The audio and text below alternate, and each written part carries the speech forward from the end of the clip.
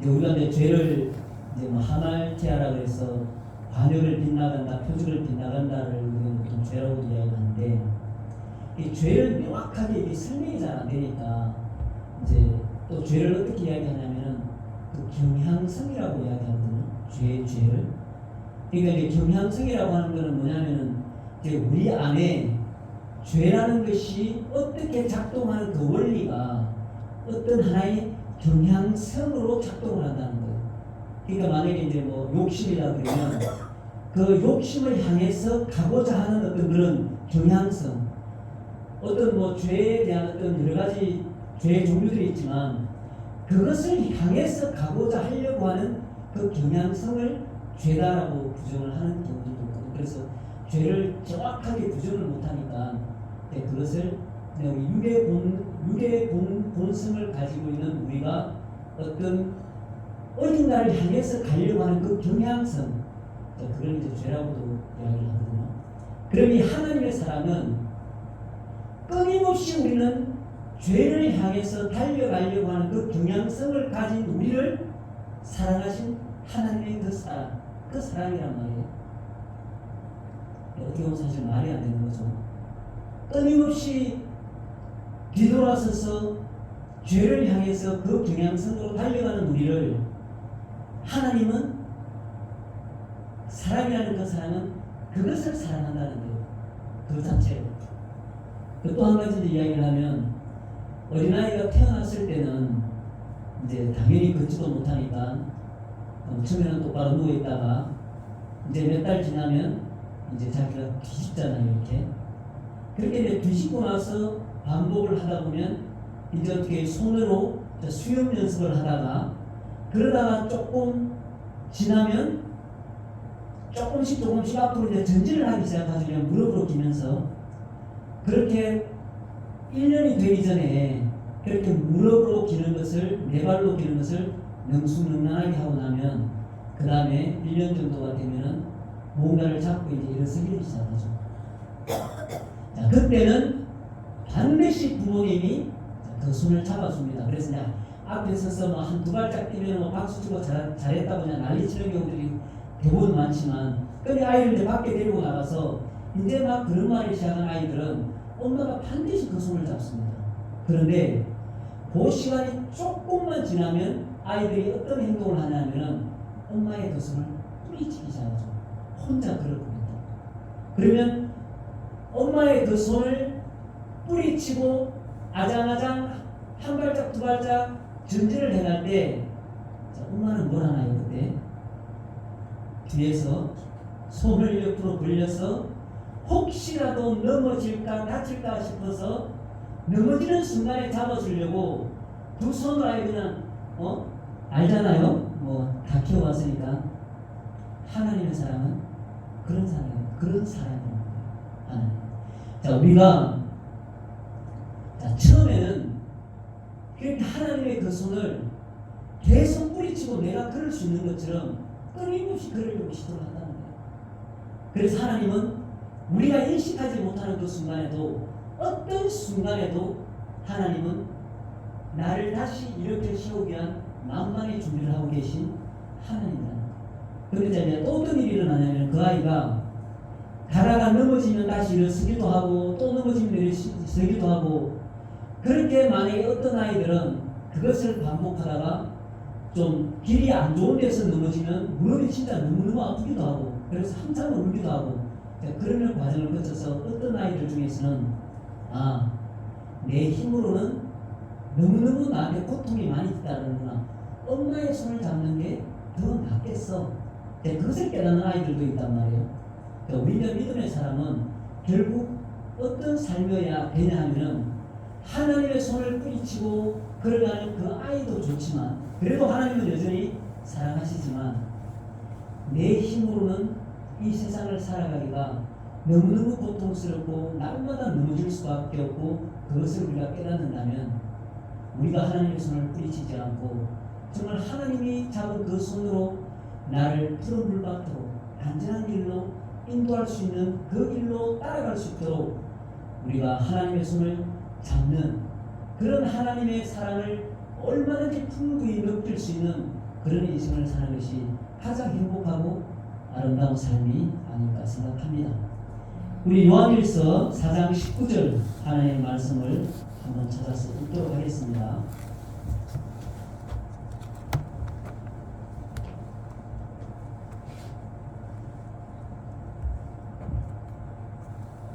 요한일서 4장 19절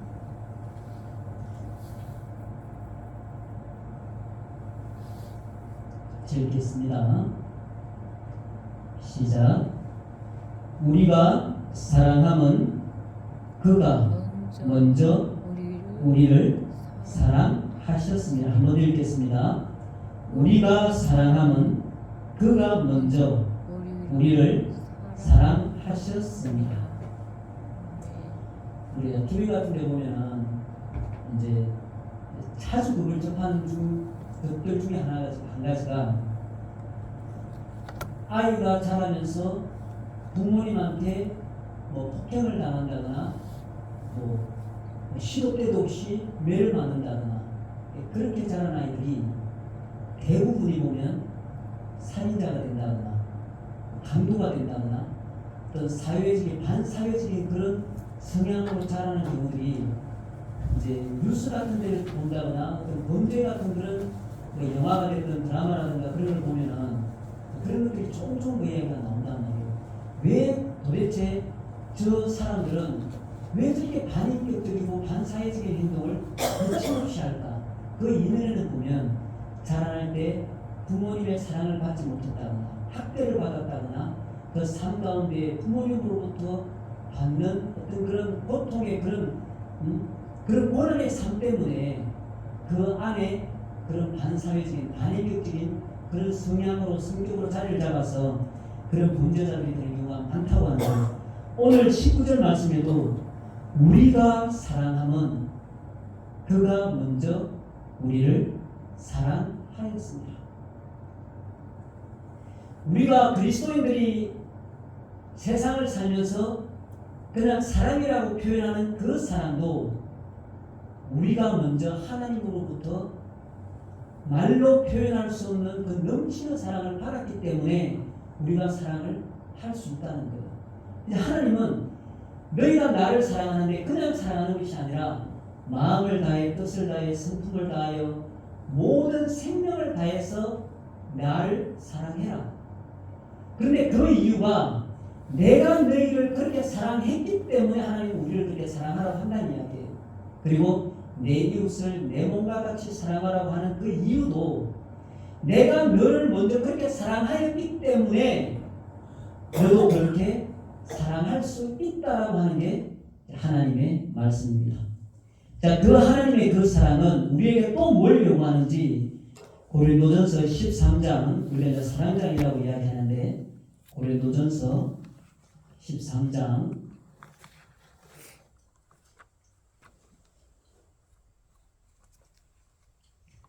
1절에서 끝절까지 또 한번 읽도록 하겠습니다.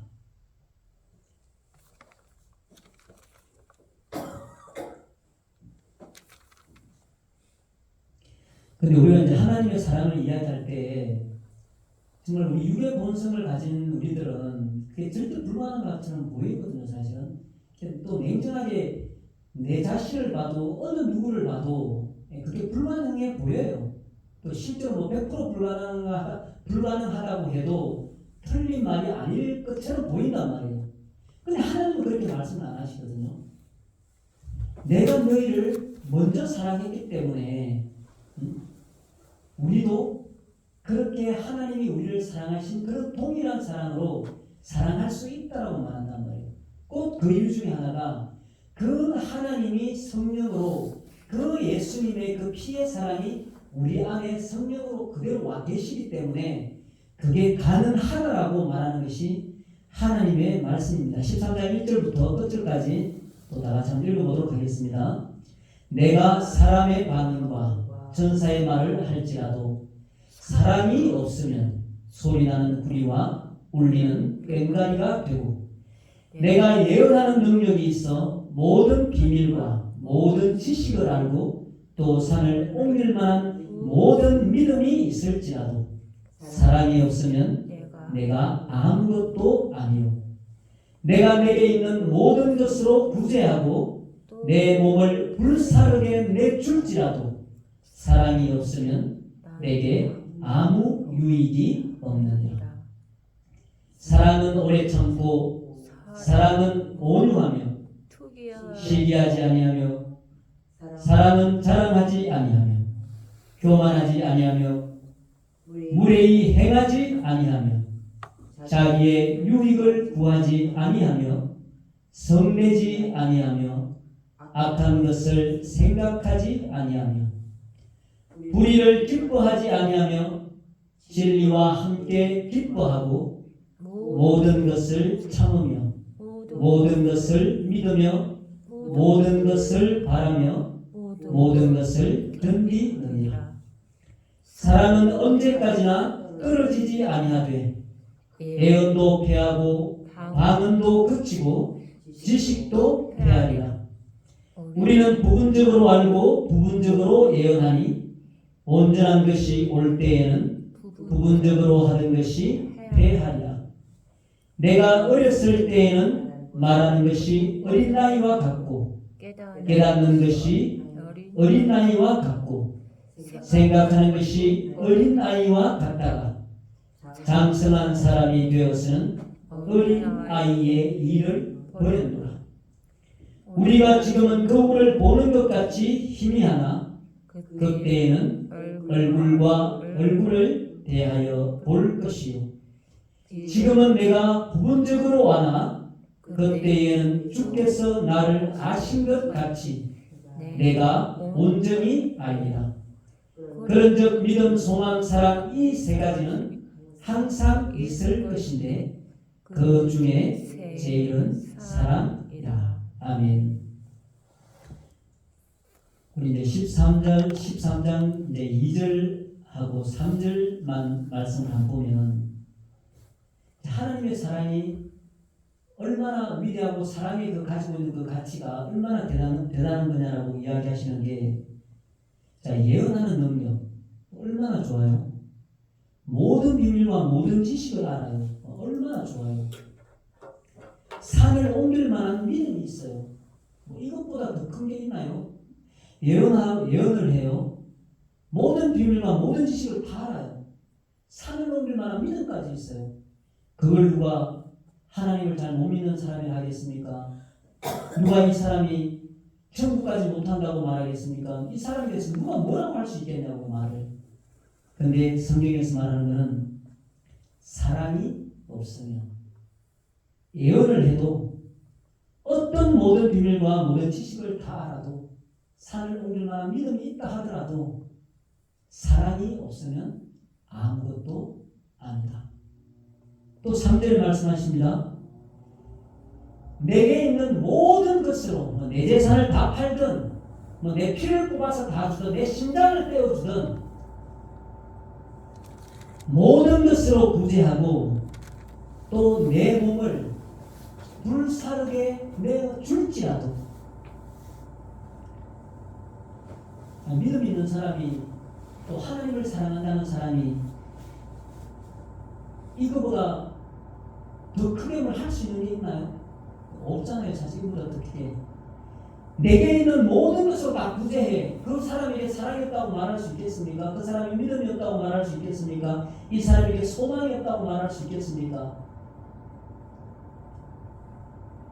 또 내 몸을 불사르게 내줄지라도, 내 몸을 불사르게 내주는데 그게 사랑이 없다고 누가 말할 수 있겠어요? 내 몸을 불사르게 내주는데 그게 믿음이 없다고 누가 말하겠습니까? 내 몸을 불사르게 내줄 정도면 누가 그 사람을 존경하지 않겠어요? 근데 하나님은 이렇게 말하는 거예요. 그렇게 한다 할지라도 사랑이 없으면 아무 유익이 없다, 아무 소용이 없다라고 하나님 말씀하고 있습니다. 그래서 우리가 이제 4절부터 우리가 쭉 읽어본 말씀이 지난 25년도 한 해를 생각해서 이 말씀을 한번 보는 거예요. 이제 저도 마찬가지고, 자, 사랑은 오래 참고, 읽으면서 이제 스스로 마음속으로 사랑은 오래 참고 25년도가 내 안에 있는 그 사랑으로 오래 참은 그런 사랑을 소유했던 한 해였던 것.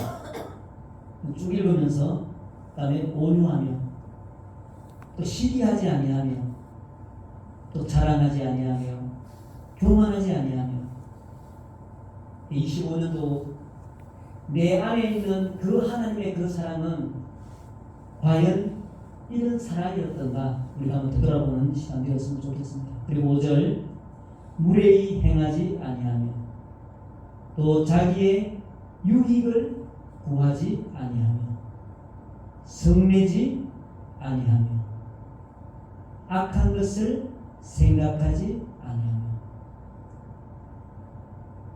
25년도 나는 하나님 앞에서 내 안에 있는 그 하나님의 사랑으로 나는 어떤 사랑의 소유자였나? 정말 무례히 행하지 않는 그런 사랑을 소유한 한 해였던가? 아니면 유익을 구하지 아니하는 그런 하나님의 사랑으로 25년도를 내가 보냈던가? 아니면 성내지 아니하며 또 악한 것을 생각하지 아니하며 이런 하나님이 우리 안에 계신 성령으로 주신 그 사랑이 나는 과연 25년도에는 어떤 사랑으로 내가 보냈던가? 그리고 또 6절에 불의를 기뻐하지 아니하고 진리와 함께 기뻐하고 또 7절에 모든 것을 참으며 모든 것을 믿으며 모든 것을 바라며 모든 것을 견디느니라. 나는 과연 내가 내 안에 있는 그 사랑은 모든 것을 참아낸 그런 사랑이었나? 또 내가 25년도의 그 사랑은 모든 것을 믿는 그런 사랑이었나? 모든 것을 바라는 모든 것을 견뎌내는 그런 사랑이었나?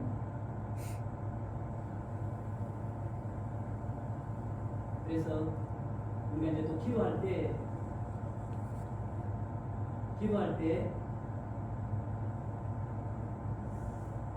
하나님이 우리를 먼저 사랑했기 때문에 우리는 사랑할 수 있다라고 말하고 그 사랑이 우리 안에 있다고 분명히 말하는데 과연 13장 사랑장에서 말하는 이 사랑이 과연 25년 한 해는 내게 이 사랑이 있었다.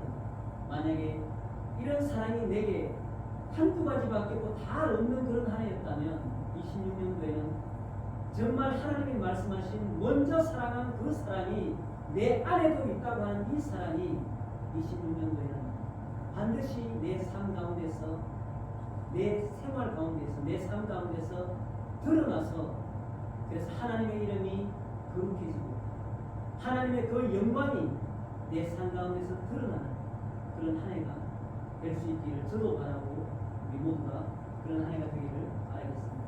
그래서 결론적으로 이해되지 않는 그런 순간까지도 다 지나왔어요. 우리 한 해는 그것까지도 우리는 하나님의 은혜인 것을 알고 있고 하나님의 사랑이었다는 것을 우리는 알고 있습니다. 그리고 또 우리 하나님을 날마다 사는 도중에 붙들지 못하고 오히려 세상을 붙든다거나 그런 하나님을 붙들지 못한 그런 날에도 아까 제가 말씀드린 어린아이와 같이 하나님은 우리의 손을 놓지 않으신 그런 사랑의 한 해였다는 것을 우리는 다 알아요.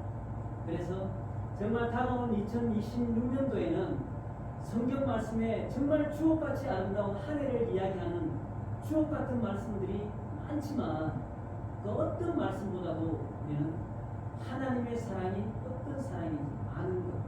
그래서 2026년도에는 정말 이 하나님의 사랑이 내 안에서 삶 가운데서 문득문득 이 사랑이 나에게서 터져나와서 정말 그 사랑을 통해서 하나님의 이름, 하나님의 영광이 내 삶 가운데서 밤하늘에 빛나는 별처럼 반짝이는 그런 인생이 될 수 있기를 하나님의 이름으로 예수님의 이름으로 축복합니다.